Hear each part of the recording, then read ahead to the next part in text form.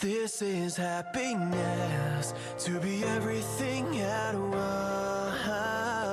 Be unblinded, be unlearned, be unbridled and unburned.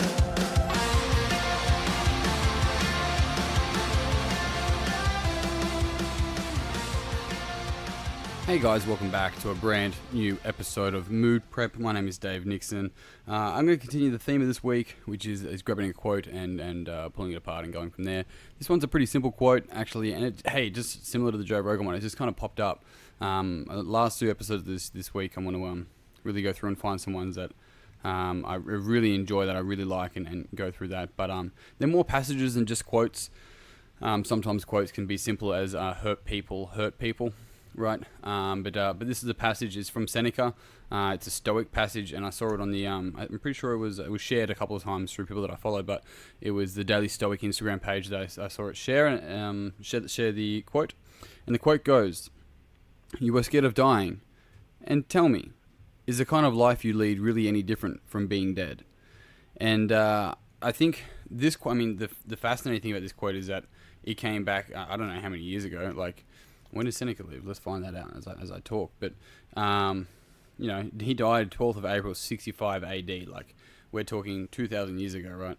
And so, the thing is that these were the kind of conversations some people were having in that space of being like, are you really living?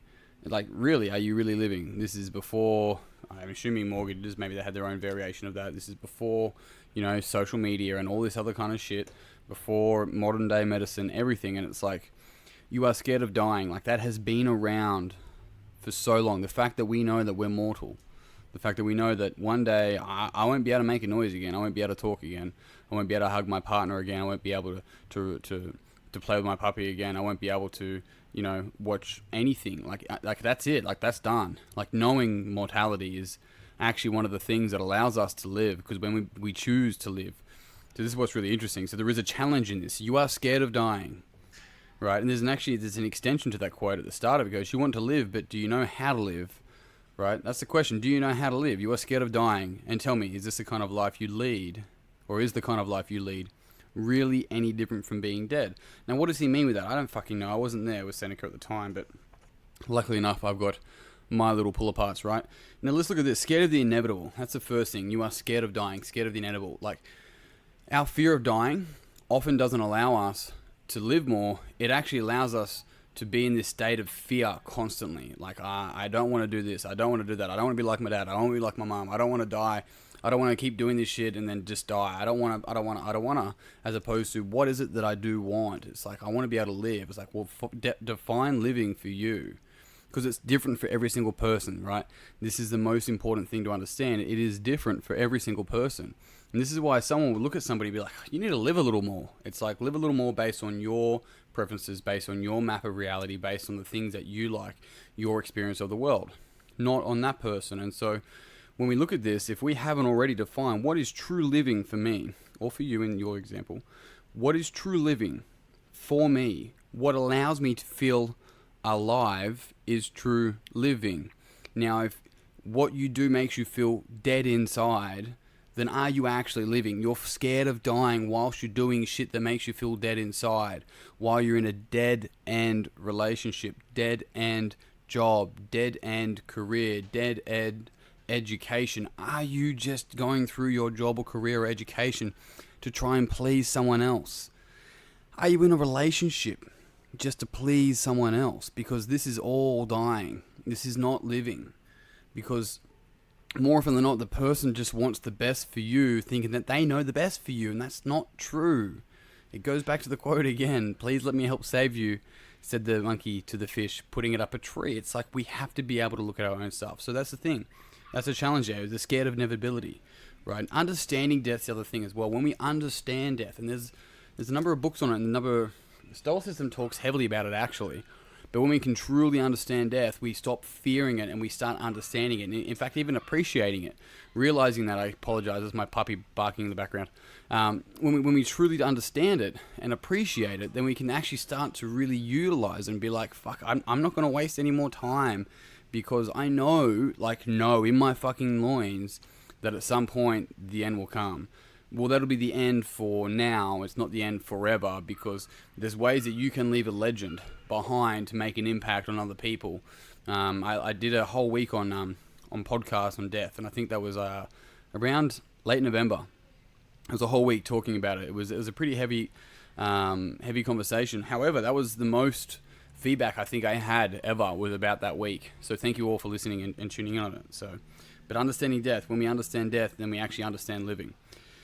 Now, if we're living in the future, right, or even better, if we're living for the future, then we aren't living, we're preparing. This is the other thing, is that you're fearing death while you're trying to prepare for the future, which never comes, because when you get to the future, then you're always preparing for the future, right? And so it's like, well, you fear death, but you're not living. Once again, you're preparing.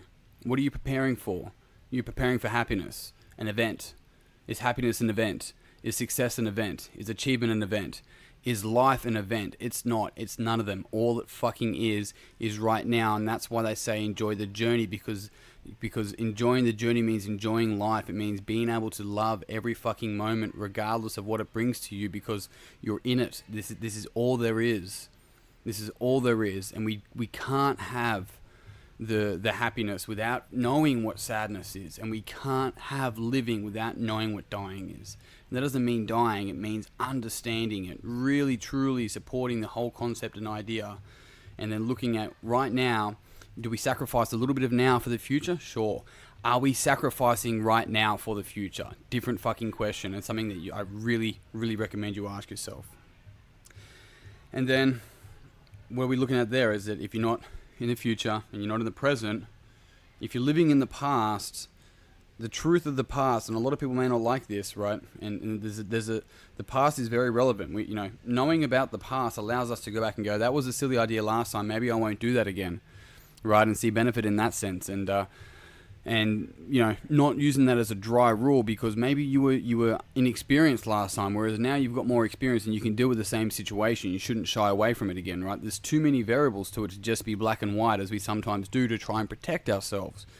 But the reality is that if we're living in the past, it's so crucial for us to understand that these are fabricated memories, and we call them our story. And this is where it falls apart. When we fabricate our memories and we call it our story, then we act out our story. We become the persona of our story that we have fabricated, and it fucks up the current moment and stops us from living right now as a brand new person in this fucking moment.